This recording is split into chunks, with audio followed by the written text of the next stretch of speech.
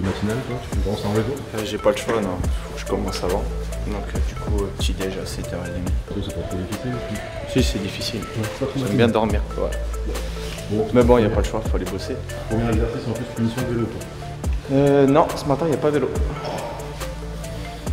Non, il m'a mis dans le confort quand même. Il m'a dit je te lève tôt, mais on prend la voiture.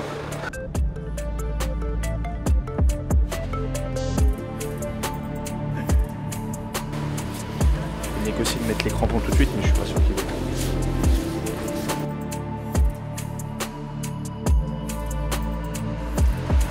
Finalement, tu le fais le vélo? Ouais. Mais je dirais pas pourquoi on n'a pas fait de vélo ce matin. C'est entre nous. C'est entre nous, c'est entre nous.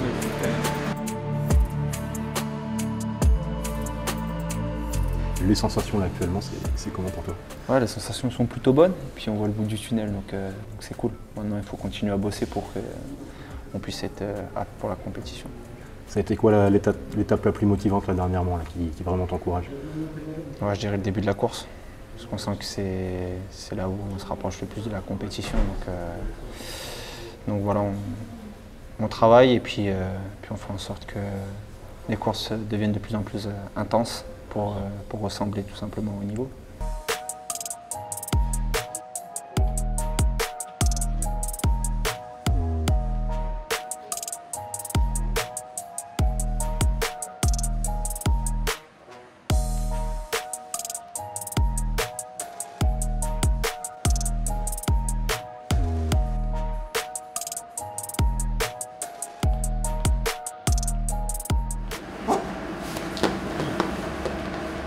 Tu vas te dire mes crampons ils ont faim, hein. Exactement. Mais je suis tellement bien dedans. C'est des chaussons. Ça a été une des premières étapes quand tu as pu remettre les crampons déjà? Oh, ça c'est une bénédiction. Ça.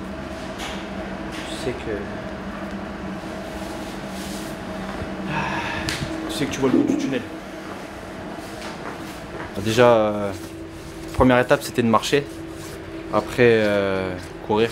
Et puis là que je commence à toucher le ballon, ça fait vraiment du bien à la tête. C'est surtout le fait que quand tu as l'habitude de t'entraîner tous les jours et que du jour au lendemain on t'enlève... En plus moi je suis un hyperactif donc j'ai besoin de me dépenser et c'est vrai que quand tu peux pas faire ton métier, même ne serait-ce que courir, t'as des manques en fait. Ça ressemblait à quoi les tout premiers séances de sport de Baptiste? Les toutes premières, les toutes premières que j'ai faites, ça ressemblait pas à grand chose parce que bon, c'était le vélo à bras. Avec l'attelle, forcément, c'était pas des plus pratiques. Et puis c'est pas forcément ce qu'on aime faire, mais au fur et à mesure du temps, avec un peu de musculation, et puis étape par étape, après on enlève la grosse attelle, on met la petite, après la petite, on apprend à marcher, et puis ainsi de suite. On fait beaucoup de piscine, et puis au fur et à mesure du temps, on s'aperçoit qu'on fait des progrès, donc c'est motivant.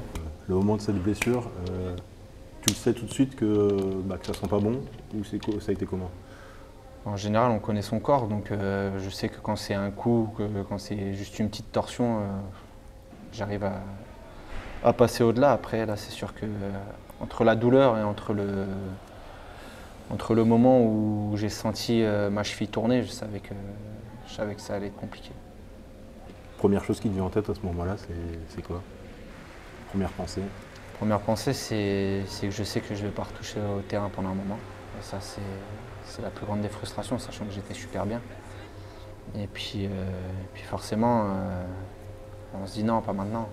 Après, il n'y a jamais de bon moment, mais c'est vrai qu'à ce moment précis, je me dis que c'est compliqué. Au début, la première chose à laquelle on pense, c'est à la blessure en elle-même. Et l'appréhension de se faire opérer, est-ce que ça va bien se passer? Est-ce que je vais être bien opéré? Est-ce que je vais pouvoir retrouver de bonnes sensations? Et puis au fur et à mesure du temps, ça devient une motivation pour se dire qu'on veut retrouver son niveau et on a envie de retrouver le terrain le plus vite possible, donc on fait tout pour. L'avantage que j'ai eu, c'est que déjà on a un groupe de compétences qui nous permet d'être pris en charge tout de suite. Et j'ai eu la chance de me faire opérer par le meilleur chirurgien en termes de cheville. Donc ça me permet aujourd'hui d'être bien et de retrouver petit à petit mon niveau. Franchement, j'ai eu la chance d'être soutenu par tout le monde. Ma famille, ma femme forcément, mes parents, mais pas seulement, le club. Le club a été bienveillant. Monsieur Pinault qui m'a eu régulièrement au téléphone. C'est assez touchant, et notamment le public qui qui a été fantastique, à m'envoyer des messages quasiment tous les jours, donc forcément ça donne de la force et je les en remercie. C'est bon? T'as kiffé les deux dernières? Ça va. Putain, pile poil quand je commence à retrouver les sensations, là, tu vois.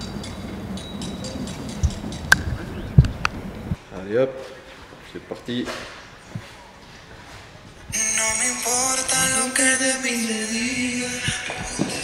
Allez, c'est parti. On t'avait manqué depuis ce matin ou pas? Complètement.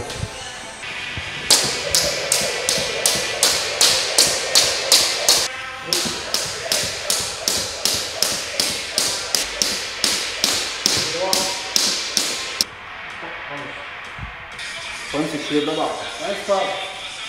Et ouais. Voilà.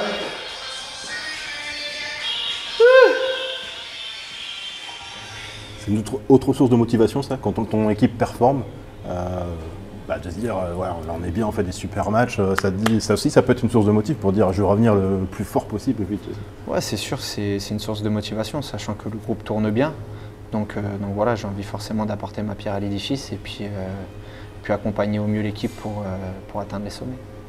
Ah, franchement, on se régale, hein, qu'on soit en tribune ou qu'on soit sur le terrain, donc c'est une super chose. Et pour nous, en tant que joueurs, ça nous aide énormément. Donc voilà, puis je sais qu'il y a des belles échéances qui arrivent, donc il faudra qu'on fasse la fête tous ensemble, on fera ce qu'il faut sur le terrain. Et forcément, j'ai hâte de retrouver le Roisen Park et les supporters et forcément le terrain.